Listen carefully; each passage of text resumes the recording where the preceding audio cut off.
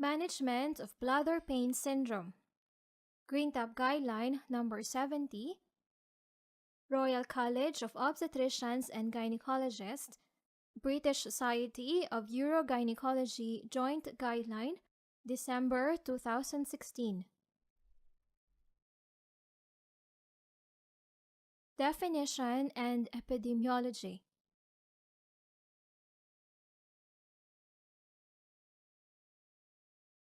Definition for bladder pain syndrome, or BPS, is that proposed by the European Society for the Study of BPS, or ESSIC, in 2008 as pelvic pain, pressure, or discomfort perceived to be related to the bladder, lasting at least 6 months and accompanied by at least one other urinary symptom, for example, persistent urge to void or frequency, in the absence of other identifiable causes.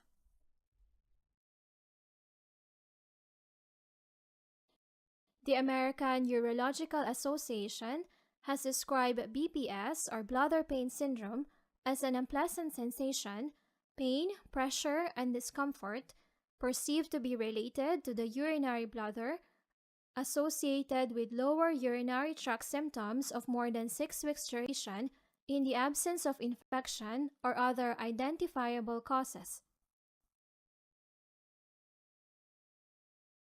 BPS may be associated with negative cognitive, behavioral, sexual, or emotional consequences, as well as symptoms suggestive of sexual dysfunction, according to the European Association of Urology. BPS is a chronic condition with unknown etiology. It is seen now as a diagnosis of exclusion with no definitive diagnostic test.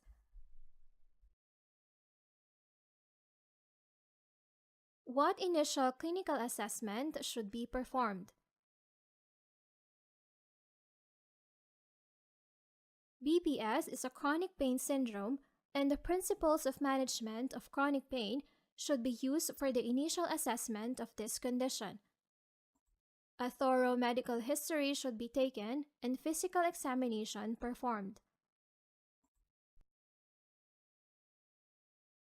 The initial consultation is aimed at generating trust between the patient and the caregiver. Patients should be encouraged to talk about their symptoms and any theories that they have about the origins of the pain. This allows engagement in further investigations and management of their condition. It is important to explain that BPS is a chronic condition with periods of fluctuating symptom severity where symptoms may be lifelong.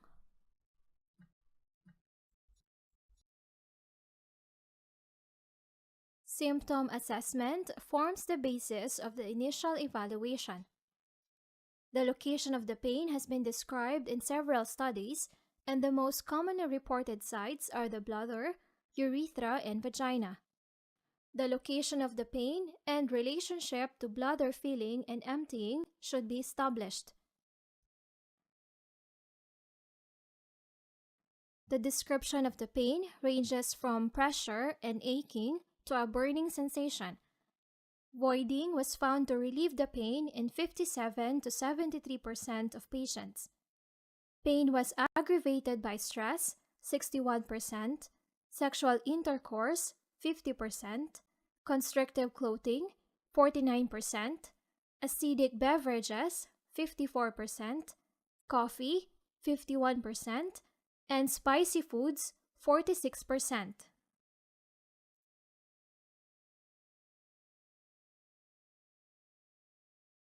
As the diagnosis of BPS is one of exclusion, it is important to rule out other possible causes of bladder pain.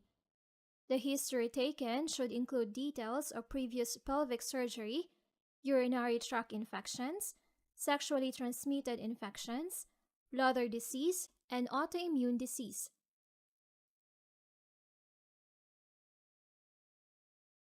Other conditions commonly associated with BPS, such as irritable bowel syndrome, vulvodynia, endometriosis, fibromyalgia, chronic fatigue syndrome, and autoimmune diseases like systemic lupus erythematosus and Sjogren's syndrome.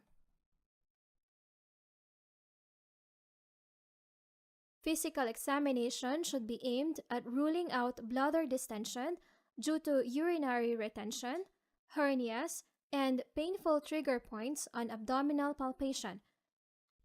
A genital examination should be performed to rule out atropic changes, prolapse, vaginitis, and trigger point tenderness over the urethra, vestibular glands, vulvar skin, or bladder. Features of dermatosis, including vulvar or vestibular disease, should be looked for. An evaluation of the introitus and tenderness during insertion or opening of the speculum should be made. Superficial or deep vaginal tenderness and tenderness of the pelvic floor muscles should be assessed during the course of the examination. Cervical pathology should be excluded. A bimanual pelvic examination is helpful to rule out abdominal, cervical, or adnexal pathology.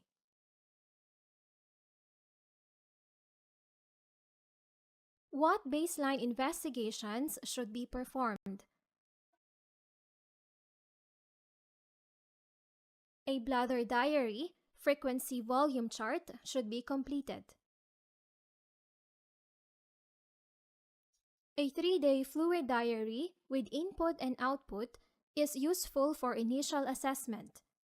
Patient with BPS classically void small volumes, so this is useful to identify the severity of the storage symptoms. The first morning void is a useful guide to the functional capacity of the bladder. The bladder diary can also be used to reinforce behavioral strategies and, where necessary, pharmacological treatment.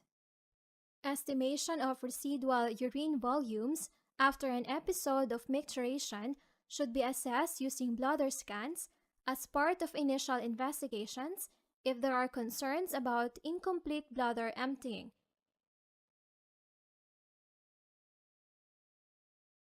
A food diary may be used to identify if specific foods cause a flare-up of symptoms. A urine dipstick should be performed, and where there is a suggestion of a urinary tract infection or UTI, a culture and sensitivity test should be obtained with consideration given to testing for acid-fast bacilli, where there is sterile pyuria, as this is a prerequisite for diagnosis of bladder pain syndrome. Investigations for urinary ureaplasma and chlamydia can be considered in symptomatic patients with negative urine cultures and pyuria.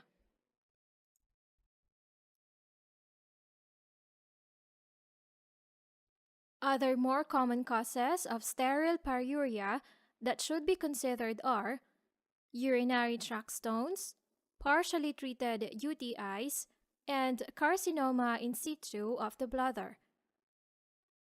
Ureaplasma is not isolated in routine culture tests, so would need to be specifically looked for.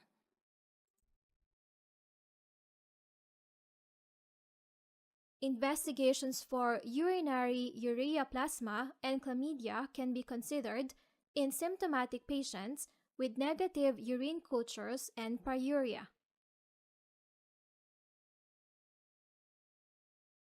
In those with a suspicion of urological malignancy, urine cytology should be tested. Cystoscopy and referral to urology should be initiated in accordance with local protocols. Diagnosis of bladder pain syndrome.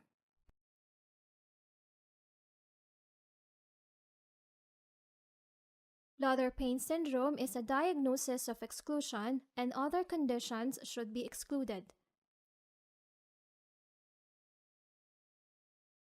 What investigations are used to diagnose bladder pain syndrome or BPS?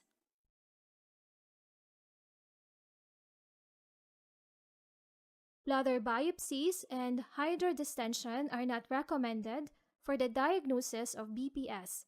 Cystoscopy does not confirm or exclude the diagnosis of BPS, but is required to diagnose and/or exclude other conditions that mimic bladder pain syndrome.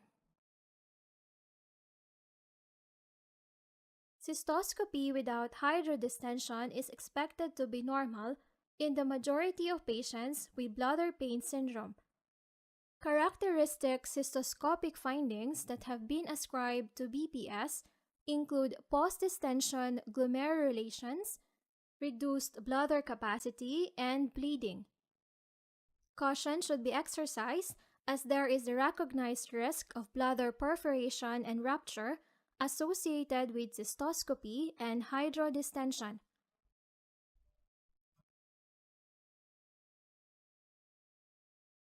Potassium sensitivity tests, urodynamic assessment, and urinary biomarkers should not be used in the diagnosis of bladder pain syndrome.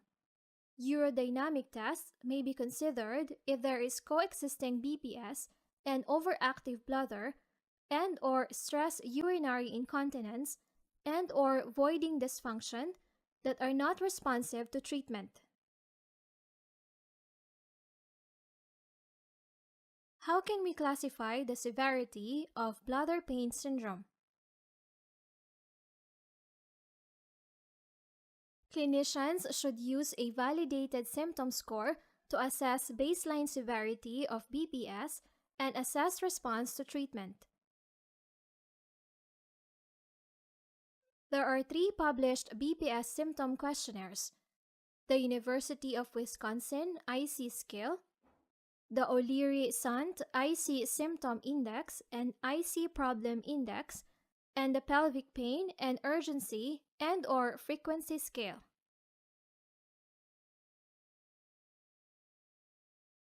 The use of visual analog scales for pain should be considered to assess severity of pain in bladder pain syndrome.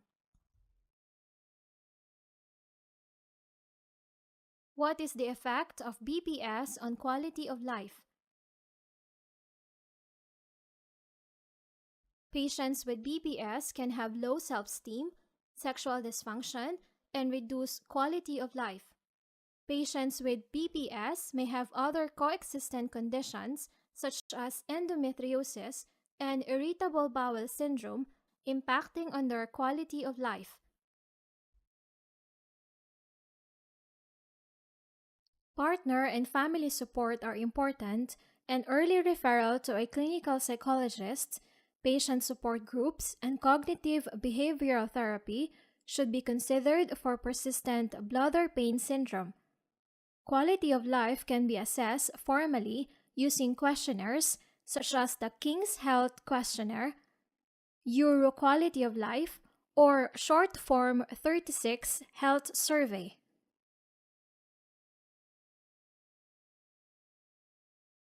What is the initial management? Conservative treatments.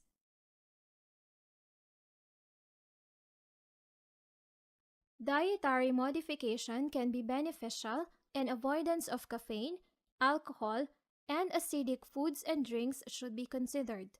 Stress management may be recommended, and regular exercise can be beneficial.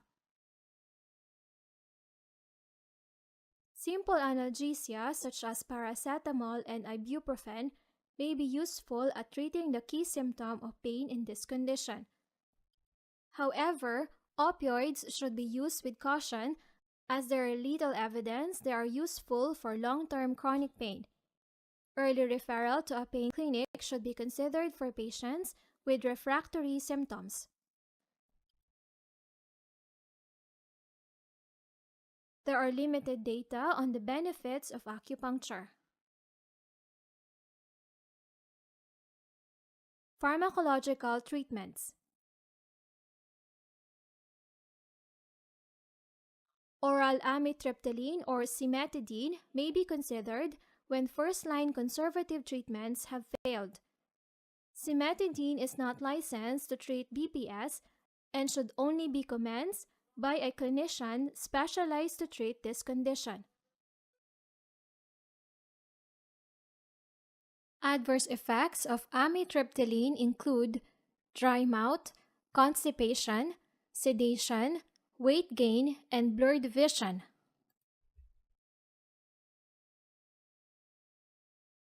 Intravesical treatments.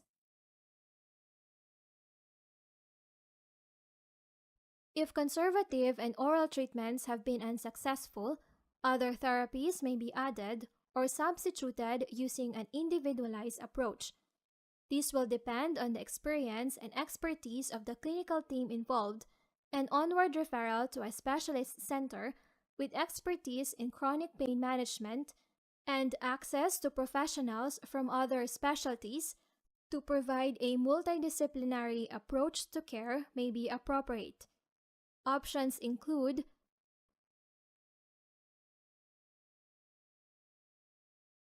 intravesical lidocaine. Lidocaine is a local anesthetic that acts by blocking sensory nerve fibers in the bladder. Intravesical hyaluronic acid. Intravesical injection of botulinum toxin A or Botox. Intravesical dimethyl sulfoxide or DMSO. Adverse effects of DMSO or dimethyl sulfoxide include a garlic-like taste and odor on the breath and skin, and bladder spasm. Full eye examination is needed prior to starting treatment, and 6 monthly blood tests for renal, liver, and full blood counts are advised. This treatment may not be offered in all hospitals in the UK, as it is an unlicensed treatment that needs to be prescribed by a consultant with special expertise in this clinical field. For this reason, referral to a specialized center would be recommended. Intravesical heparin and intravesical chondroitin sulfate. Further treatment options.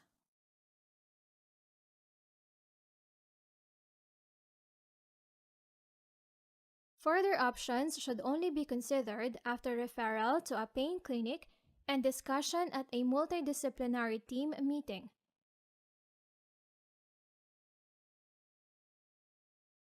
Cystoscopic fulguration and laser treatment and transurethral resection of lesions can be considered if Hanner lesions are identified at cystoscopy.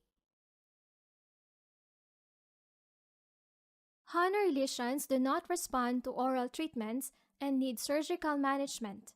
They are usually diagnosed by cystoscopy with the appearance of a well-demarcated, reddish, mucosal lesions lacking in the normal capillary structure, which usually bleeds.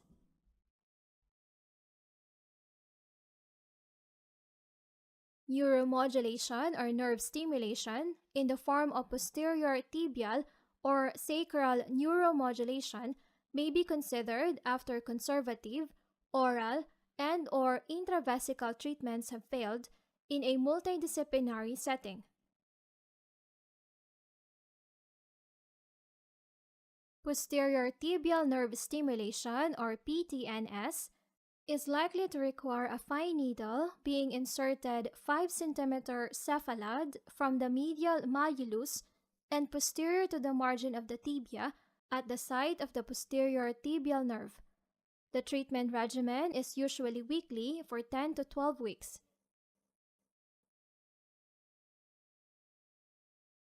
Sacral nerve modulation involves an initial test phase with insertion of a test lead tunneled under the skin, transmitted onto the nerve roots, exiting the S3 foramen, causing stimulation of the pelvic and pudendal nerves. The lead is connected to a stimulator, which is exchanged for a permanent implant if successful. This treatment should be carried out in centers with expertise at managing chronic pain in a multidisciplinary care setting.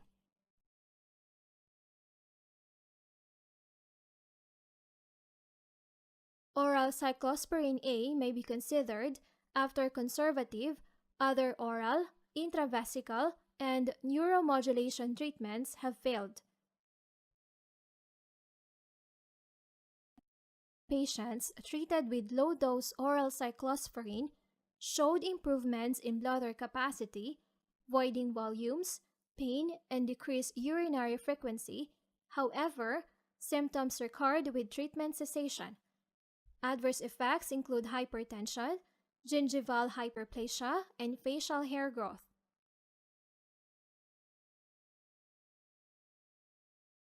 Cystoscopy with or without hydrodistension may be considered if conservative and oral treatments have failed.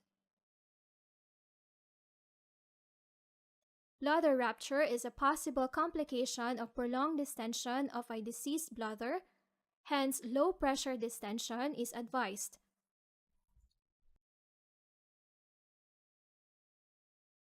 Major surgery may be considered as last-line treatment in refractory bladder pain syndrome.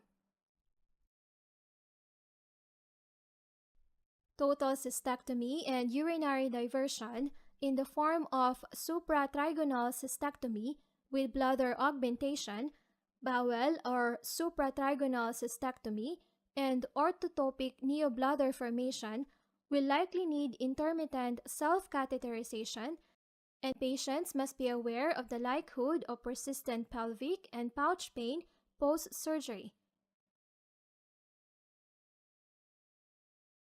Urinary diversion in the form of an ileal conduit with or without simple cystectomy will not require intermittent self-catheterization. This surgery is usually performed in specialist centers by a urologist. Treatments that are not recommended.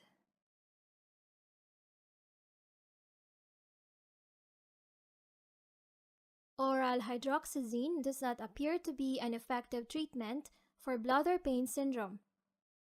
Oral pentosan polysulfate or PPS does not appear to be an effective treatment for bladder pain syndrome.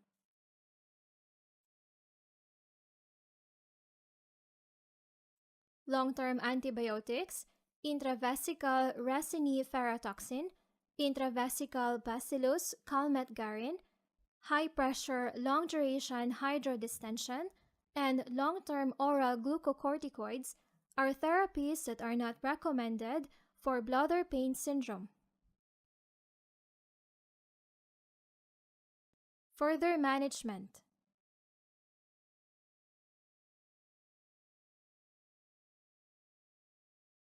Primary care. In primary care, a careful history should be taken, inquiring about type, duration, and location of pain, urinary symptoms, and quality of life. Primary care should also check that all conservative measures have been taken.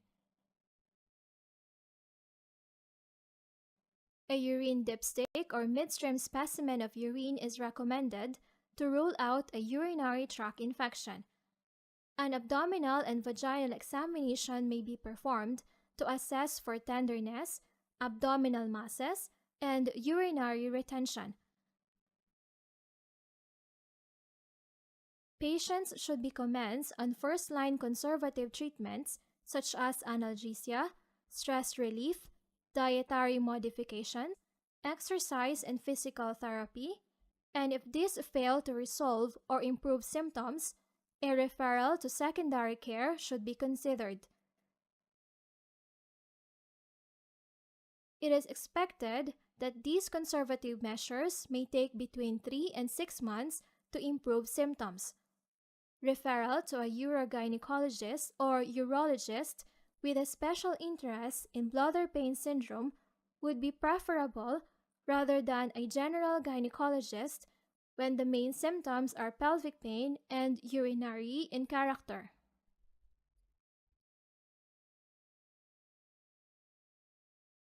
Secondary care.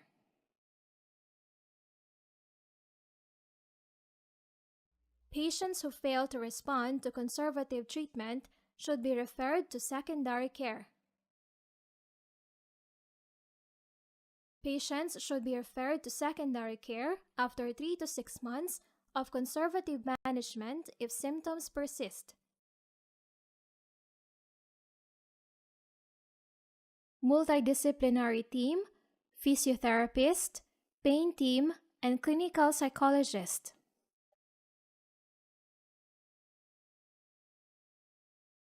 Referral to a physiotherapist should be considered as BPS symptoms may be improved with physical therapy.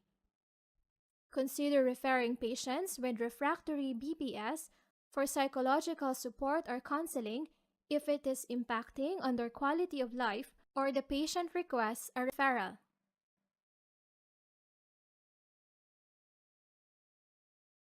Patients with refractory BPS should not be referred to a multidisciplinary team in order to explore alternative treatment options.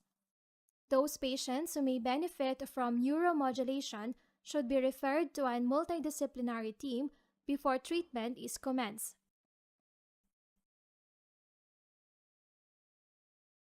Support groups.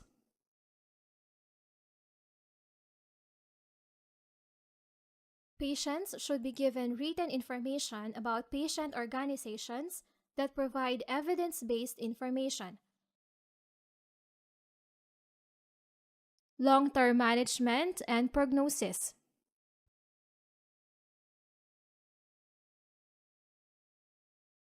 What should be the duration of follow-up?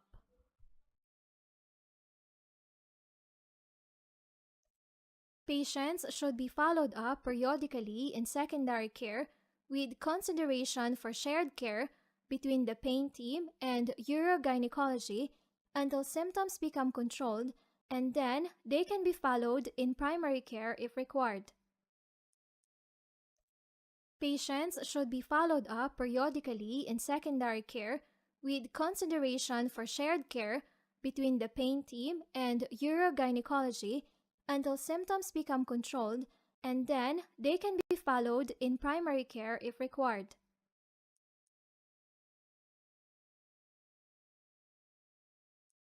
Bladder pain syndrome and pregnancy. Women can be advised that the effect of pregnancy on the severity of BPS symptoms can be variable.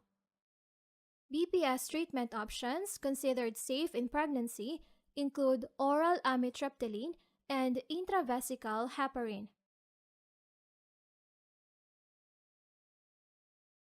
Although one course of dimethyl sulfoxide or DMSO may be used prior to pregnancy for symptom remission with good pregnancy outcomes, delivery at term, normal birth weight, and postnatal symptom control, DMSO is known to be teratogenic in animal studies. Amitriptyline has the lowest risk in pregnancy. Heparin is the safest intravesical treatment because it is unlikely to be absorbed from the bladder or to cross the placenta and is not excreted in breast milk. Sacral nerve stimulators should not be placed during pregnancy, and if already present, should be turned off for the duration of pregnancy as the effect on the fetus is unknown.